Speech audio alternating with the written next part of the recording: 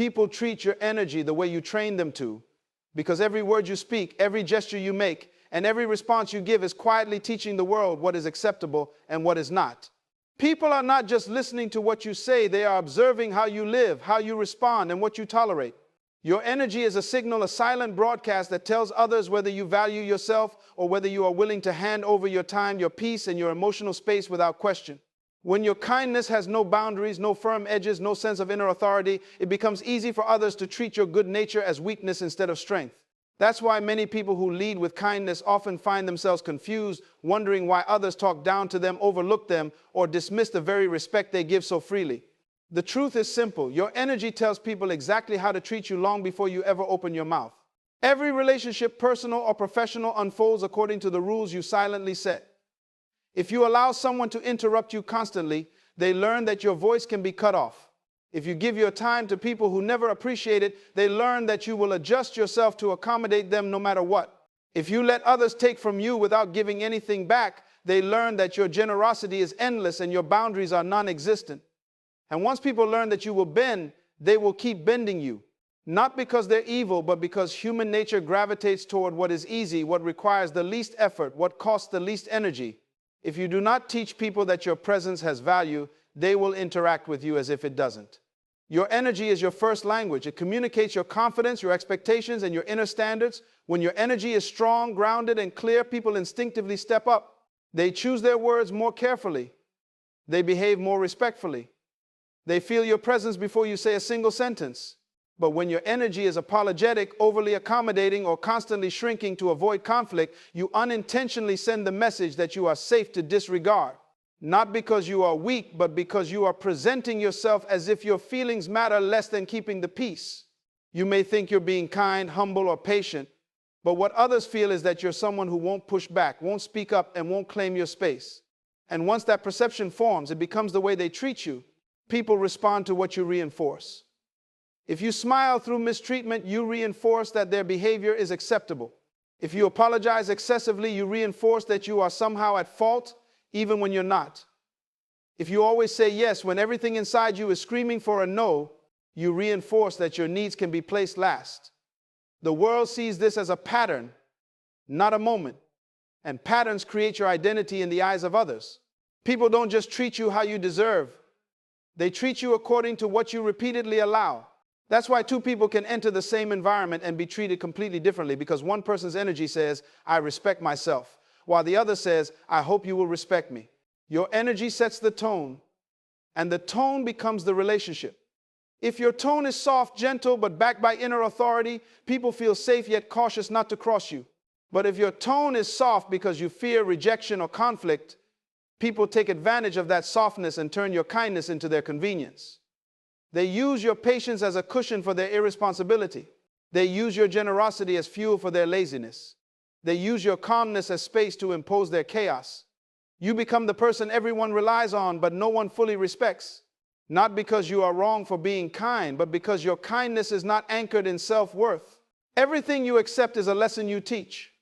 When someone speaks to you harshly and you stay silent, you teach them that you can be spoken to that way. When someone takes advantage of your time and you pretend it's fine, you teach them that your schedule is flexible for everyone but yourself. When someone dismisses your feelings and you continue giving them the same level of care, you teach them that your emotions do not require consideration. Little by little, your energy trains them to treat you with less and less respect, until one day you look at the situation and realize that the very kindness you offered became the door through which disrespect walked in. Kindness without boundaries becomes an invitation for misuse, because people naturally test the limits of what you allow, not always out of malice, but out of habit, convenience, and human nature's tendency to gravitate toward the easiest path. When you give kindness freely without any guardrails, without any sense of where your limits lie, others begin to assume that your kindness is not a conscious choice, but an automatic response.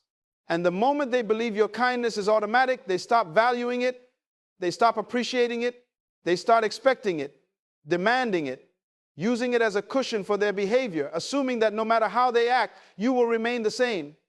Giving, patient, forgiving, accommodating. What was once a beautiful quality becomes, in their minds, a resource they can tap into without ever thinking about the cost it takes from you. Boundaries are not walls, they are definitions. They define where your responsibility ends and someone else's begins. When kindness lacks these definitions, it spills into territories it was never meant to occupy. You begin carrying emotional burdens that are not yours. You start fixing problems others should be solving themselves. You let people unload their stress, their drama, their chaos onto you because you don't want to seem rude, unhelpful, or unavailable. But every time you say yes when you want to say no, every time you sacrifice your peace to maintain someone else's comfort, you are slowly teaching people that your emotional space is open for invasion. Without boundaries, your kindness becomes a tool that others can shape according to their needs rather than a gift that comes from your heart. People respect what has structure. They respect what has limits. They respect what they cannot easily bend. But when your kindness has no structure, no direction, no sense of this far and no further, others interpret it as something that can be stretched endlessly. They start asking for more of your time, more of your energy, more of your emotional labor. And because you consistently give it without hesitation, they unconsciously stop seeing you as someone who needs rest, space, or consideration. You become the person they call when they need something, yet rarely check on when you need support. They take and take not because they are inherently selfish, but because you have unintentionally shown them that taking from you has no consequence, no resistance, no limit. Kindness becomes dangerous when it is driven by fear. Fear of disappointing others, fear of conflict, fear of being misunderstood, fear of being seen as unkind. When your kindness stems from these fears, it is no longer an expression of your heart. It becomes a shield you hide behind. You avoid saying no because you don't want to lose someone's approval. You avoid setting boundaries because you don't want to be accused of changing. You avoid standing up for yourself because you think protecting others' feelings matters more than protecting your own. But the truth is, every time you silence yourself to keep someone else comfortable, you are creating a silent resentment within yourself, and you are encouraging others to place their comfort above your well-being. Boundaries are the invisible lines that teach people how to engage with your kindness. They tell others, I am willing to give, but I am not willing to be drained. I am willing to help, but I am not responsible for fixing everything. I am willing to listen, but I am not a container for emotional dumping. Without these lines, people can easily blur the distinction between your generosity and their entitlement. What begins as you trying to be supportive slowly turns into you playing roles you were never meant to play: therapist, rescuer, people pleaser, emotional cushion. And the more you play these roles, the less others see you as a human being with needs of your own. Kindness without boundaries also creates a distorted sense of responsibility. You start believing it is your job to keep peace even when it's not your conflict. You start believing it is your job to make others happy even when they refuse to take responsibility for their own lives. You start believing it is your job to be available at all times simply because someone else needs something from you. And the longer you operate like this, the more drained, overlooked, and unappreciated you become. This is how kindness turns into exhaustion, exhaustion turns into resentment, and resentment turns into silence, silence that others still interpret as acceptance. When you give endlessly, people forget that your kindness is a choice. They begin to see it as your duty. And when kindness becomes duty, disrespect is never far behind. Because people do not honor what they believe is guaranteed. They honor what is intentional, what is defined, what is balanced. Boundaries make your kindness intentional. They give your generosity shape. They ensure that your heart remains open but not exposed, giving but not drained, loving but not misused. The world responds to certainty, not niceness, because certainty carries a force, a weight, a presence that niceness alone can never produce. You can be the kindest person in the room, the most gentle, the most giving, but if you lack certainty in your value, your decisions, your standards, people will sense that gap immediately. Humans are wired to respond to confidence. They are drawn to clarity the way a compass responds to a magnetic field. When someone stands in their truth with no hesitation, no wobbling, no silent apology behind their words, that energy demands respect without needing to say a word. But when kindness is delivered without conviction, when your voice trembles because you fear rejection, when your actions are guided by wanting to be liked instead of wanting to be respected, the world overlooks the purity of your heart and responds instead to the inconsistency of your energy. Niceness is often perceived as softness, and softness is often mistaken for uncertainty. People observe how you carry yourself, how you express your needs, how you handle conflict, and how you stand your ground when the situation calls for it. If they sense that you are unsure, they treat you as if your boundaries are negotiable. They test how far they can push you. They challenge your patience. They question your decisions. not because they have anything against you personally, but because uncertainty creates an opening for doubt, for disrespect, for being overlooked. Certainty, however, closes that gap. It signals that you know exactly who you are, what you expect, and what you will not allow, and this alone shapes how others interact with you. When you walk into a room with certainty, you communicate through your posture, your tone, your presence. Certainty doesn't mean being loud or aggressive. It means being grounded. It means speaking with a quiet firmness that makes people listen. It means making decisions without constantly seeking permission. It means owning your choices without explaining them endlessly. The world respects people who take responsibility for themselves with unwavering clarity. But when your desire to be nice overshadows your need to stand firm, people feel the instability in your energy. They sense that your kindness is not backed by a strong inner foundation. They may appreciate your caring nature, but they do not position you as someone who sets the tone. They position you as someone who follows it. Niceness often comes with an unspoken question, will they approve of me? But certainty comes with a statement, this is who I am. People trust statements more than questions. They follow clarity. They appreciate straightforwardness. They respect someone who isn't afraid to take a stand. When your kindness has certainty behind it, people know where they stand with you. They understand your limits. They recognize your value.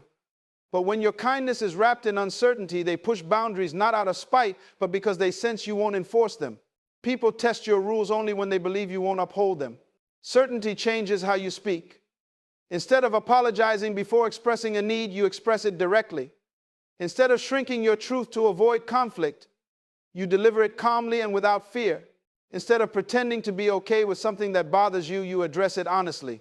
And with every act of certainty, you reinforce to others that you cannot be manipulated, guilt-tripped, or controlled through emotional pressure. Niceness without certainty invites people to influence you. Niceness with certainty teaches people to respect you. Certainty changes how you react. When someone crosses a line, you don't over-explain why it hurt you. You simply state your boundary. When someone tries to take advantage of your time, you say no without feeling guilty. When someone disrespects you, you don't internalize it or wonder what's wrong with you. You recognize the behavior for what it is and adjust your involvement. People respond differently to someone who is certain because certainty creates predictability and stability. They know you mean what you say. They know your no really means no. They know your yes is intentional. And this alignment between your actions and energy forces them to take you seriously. Certainty also shapes your internal world. When you are certain of your value, you stop giving unnecessary explanations. You stop trying to prove your worth. You stop letting others dictate how you feel about yourself. You stop accepting crumbs because you believe you deserve the full loaf. You stop chasing approval because you know your life's direction doesn't depend on anyone else's validation. This inner certainty transforms every relationship you have. People who truly respect you rise to meet your standard. People who were only attracted to your lack of boundaries fall away. The world is not moved by how nice you are. It is moved by how certain you are. Niceness is admired, but certainty is respected. Niceness opens doors, but certainty keeps them open. Niceness makes people comfortable, but certainty makes them accountable. And when you merge the two, kindness backed by clarity, empathy backed by strength, softness backed by self-respect, you create a presence that cannot be ignored, manipulated, or disrespected. When you give too much away, you weaken your internal value, because value is not just something others assign to you. It's something you assign to yourself through your actions, choices, and the energy you project. Every time you overextend, every time you pour into people who never pour back, every time you make yourself endlessly available at the expense of your own needs, you send a silent message to your own mind that your worth depends on how much you can give. And the more you give without balance, the more you begin to believe that your time isn't precious, that your boundaries aren't necessary, and that your needs can always wait until later. This belief slowly erodes your sense of worth from the inside out, making you feel smaller, less significant, and less deserving, even if the world never says it directly. Overgiving is often rooted in a desire to feel needed, appreciated, or accepted. You want to be helpful, supportive, and available, so you give your energy freely, thinking that this generosity will deepen the connection or strengthen the relationship. But instead of building value, it often has the opposite effect. People begin expecting more from you. They start relying on you for things they should handle themselves. They stop seeing your effort as special and start seeing it as normal. What was once kindness becomes routine. What was once generosity becomes obligation. And what was once a loving act becomes something taken for granted. When your giving becomes the standard, it loses its meaning in the eyes of others, and your internal sense of value starts to fade because you feel unseen in the very areas where you give the most. Every time you give without measure, you're also giving away pieces of your emotional strength. You hand out your time until you have none left for yourself. You hand out your attention until your own thoughts are buried under the noise of everyone else's expectations. You hand out your emotional support until you're drained and tired, yet still feel obligated to give more. When you weaken your internal value, you begin to feel that saying no is dangerous, that prioritizing yourself is selfish, and that taking time for your own growth is somehow a betrayal to others. But the truth is, giving too much weakens your ability to be present, to be authentic, and to be emotionally healthy. What people call selflessness sometimes becomes self-abandonment. And self-abandonment is one of the quietest forms of disrespect you can show to yourself. Value requires resistance. Just like diamonds are precious because they are rare and protected, your time and energy become valuable when they are used intentionally. When you say yes to everything, you erase the meaning of your yes. When you never require balance, you remove the value of reciprocity. When you accept uneven relationships, you teach yourself that imbalance is normal. Slowly, you begin to lose confidence because you feel depleted, unappreciated, and unimportant. And the more depleted you feel, the more you give, hoping giving will restore the connection, but it rarely does. People don't respect what is endlessly available. They respect what is offered with intention, boundaries, and self-respect. Overgiving also shifts your identity. You start seeing yourself as the fixer, the rescuer, the emotional provider, the dependable one who must always show up no matter what. But when you allow yourself to be defined only by what you give, you forget who you are outside of what you provide. You forget your dreams, your goals, your needs, and your desires because you're constantly living in reaction to others. And when you forget these parts of yourself, your internal value diminishes because you no longer see yourself as someone worthy of receiving. You see yourself as someone who must earn love through effort, affection through sacrifice, and acceptance through emotional labor. This belief silently chips away at your self-esteem, leaving you feeling empty even while you're giving everything you have. When you give too much, you also weaken your emotional boundaries. People begin to step into areas of your life that should remain protected. They ask for more than they should. They treat you as if you exist to fill their needs, solve their problems, and absorb their stress. And because you don't push back, because you keep giving, they assume you are fine. They assume your strength is infinite. They assume you never need support. But inside, your internal voice becomes faint. You start doubting whether you deserve support. You start wondering if your needs matter. You start believing that expressing your limits might cost you the relationship or create conflict. This internal struggle drains your emotional value, making you feel smaller each time you suppress your truth for someone else's comfort. Value increases when you protect yourself, when you honor your time, when you choose wisely where your energy goes. But when you give excessively, you teach others and yourself that your needs are secondary. And every time you place yourself second, you reinforce that belief internally. Your identity becomes tangled in serving others, and the more tangled it becomes, the less you recognize your own worth. Over time, giving too much becomes a cycle you can't escape. You give to feel valued, yet the more you give, the less valued you feel.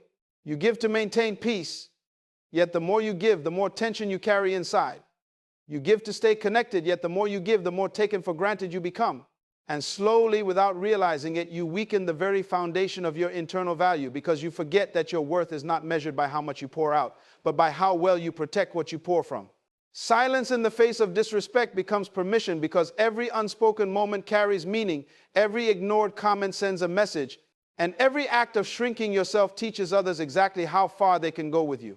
When someone disrespects you, whether subtly or openly, and you respond with silence, you may think you're choosing peace, avoiding drama, or rising above the situation. But in the eyes of the person who crossed the line, that silence becomes confirmation that what they did was acceptable. They learn that their tone didn't bother you, their words didn't hurt you, their behavior didn't cross a boundary. They walk away with a sense of freedom, believing they have the right to speak to you that way again, or even worse, believing that their disrespect is normal in the relationship. Silence doesn't just hide your feelings, it shapes their perception, and that perception becomes their pattern. People are always watching how you react, especially during the moments that matter. When someone dismisses your opinion and you say nothing, they conclude that your voice holds less weight. When someone interrupts you and you laugh it off, they assume your words don't need space. When someone makes a sarcastic remark at your expense and you brush it aside, they believe you are comfortable being the target. It's not that silence is wrong. Silence can be powerful when it comes from strength. But silence used to avoid confrontation, silence used because you fear losing someone, silence used to keep the peace even when you feel disrespected, slowly becomes an invitation for more of the same behavior. People repeat what they get away with, and the more they repeat it, the more it becomes the dynamic of the relationship. Disrespect rarely starts loudly. It begins with small things: tone, attitude, subtle remarks, interruptions, disregard, lack of consideration. These small acts test your boundaries long before bigger acts ever appear. If you stay silent during these early moments, you unknowingly open the door wider. You make it easier for disrespect to grow, to spread, to become normalized. And once disrespect feels normal to the other person, it becomes incredibly difficult to undo. They become comfortable treating you a certain way, and you become uncomfortable challenging it, because by then, the behavior has been repeated so many times that speaking up feels like creating conflict rather than correcting a pattern. Silence also affects your internal world. Every time you stay quiet when you're hurt, a part of you withdraws a little more. You begin to swallow emotions that need expression. You start carrying frustration that has nowhere to go. You bury thoughts that should have been spoken. Your mind starts replaying the disrespect over and over, because what goes unspoken is rarely forgotten. Silence turns into self-blame, self-doubt, and emotional heaviness. You start questioning your worth because you allowed something that did not align with your values. You begin treating your own feelings as if they're secondary simply because you didn't give them the voice they deserved. What you suppress externally becomes pressure internally, and that pressure eventually turns into resentment, exhaustion, or emotional distance. When you stay silent, you think you're avoiding conflict, but what you're really doing is delaying it. Disrespect that isn't addressed doesn't disappear, it grows. It becomes the root of bigger arguments, deeper wounds, and long-term resentment. And by the time the pain becomes too heavy to hold in, your reaction appears sudden, even though the issue was growing quietly inside you for months or years. People may say, "You never told me this bothered you," because your silence created the illusion that everything was okay. They believe what your silence communicated, not what your heart felt. Silence also teaches people what role you play in their lives. If you never speak up, you become the one they can vent on, the one they can interrupt, the one they can ignore without consequence. They begin to see you as the person who will always be there, always forgiving, always absorbing the impact.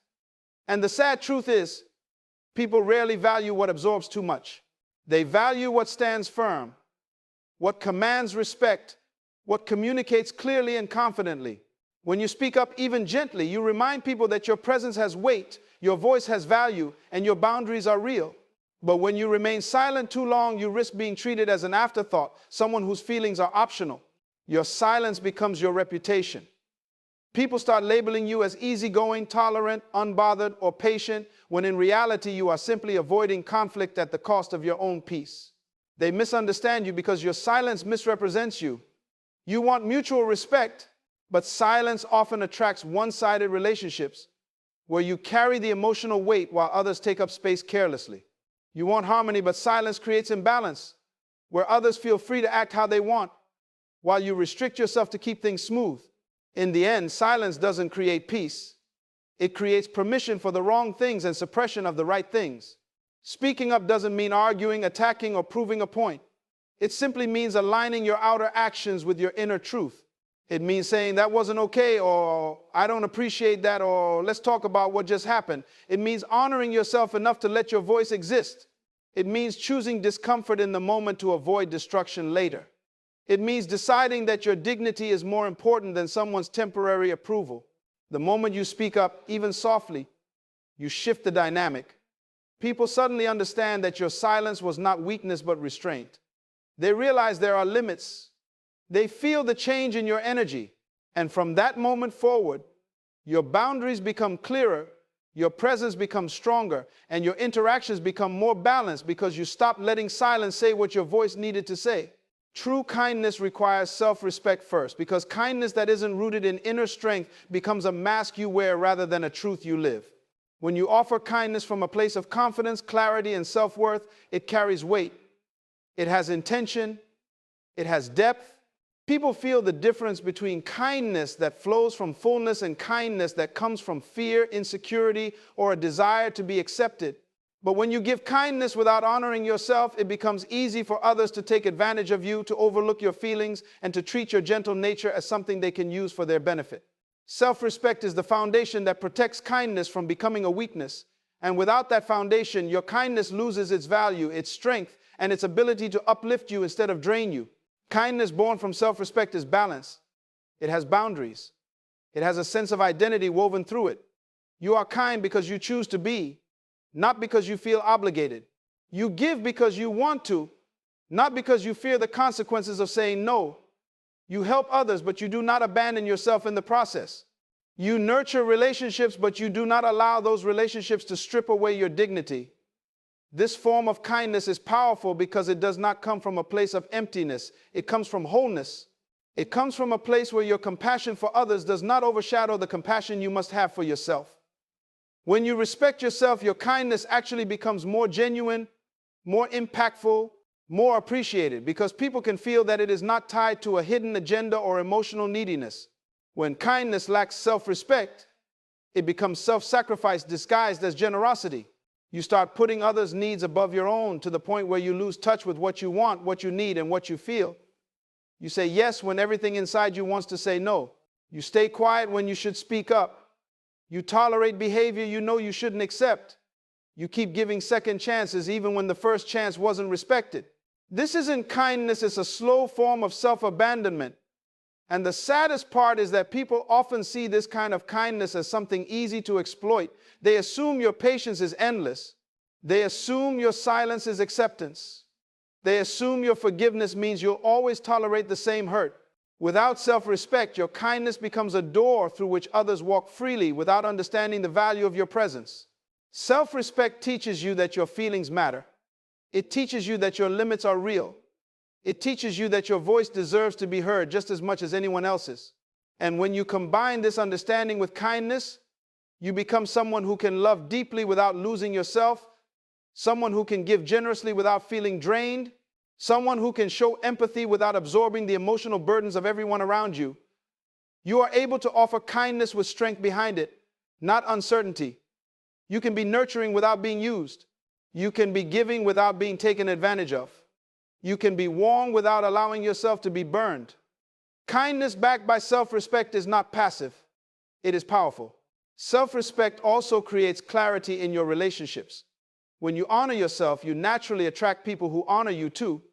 You begin to recognize who values your kindness and who merely benefits from it. You start noticing who respects your boundaries and who tests them. And the more you respect yourself, the less attracted you become to situations that require you to diminish your worth in order to maintain peace, gain approval, or preserve a connection. You stop chasing people. You stop explaining yourself endlessly. You stop apologizing for having needs. You stop shrinking yourself to fit places you have outgrown. Instead, you choose relationships where kindness flows in both directions, not just from you to everyone else. Kindness without self-respect can also lead to resentment. You may smile on the outside while feeling invisible on the inside. You may continue giving while feeling empty. You may continue helping while feeling unappreciated. This creates emotional conflict within you. One part of you wants to be kind, but another part of you is tired of being overlooked. Over time, this unresolved tension hardens your heart. You become wary of giving. You become cautious with vulnerability. You become hesitant to trust. But when your kindness is rooted in self-respect, you no longer feel resentment because you are no longer giving from a place of depletion. You give to the extent your heart feels comfortable, not to the extent others demand. Self-respect is also what gives you the courage to remove yourself from environments where your kindness is not valued. When you respect yourself, you know when to walk away. You know when a relationship is draining you more than nourishing you. You know when someone is taking advantage of your nature. You know when your boundaries are being ignored. You know when your peace is being sacrificed. Kindness does not require you to stay everywhere you are treated poorly. It does not require you to accept attitudes or behaviors that diminish your spirit. True kindness toward yourself means protecting your heart, your energy, and your mental well-being, even if it means disappointing others. When kindness and self-respect work together, they create a version of you that is unshakable. You become someone who can be soft without being small, someone who can be generous without being depleted, someone who can care deeply without losing yourself in the process. Instead of being used for your kindness, you become appreciated for it. Instead of being taken for granted, you become valued. Instead of being overlooked, you become respected. And it all begins with the inner decision to honor yourself first, because the way you treat yourself sets the tone for how the world treats you.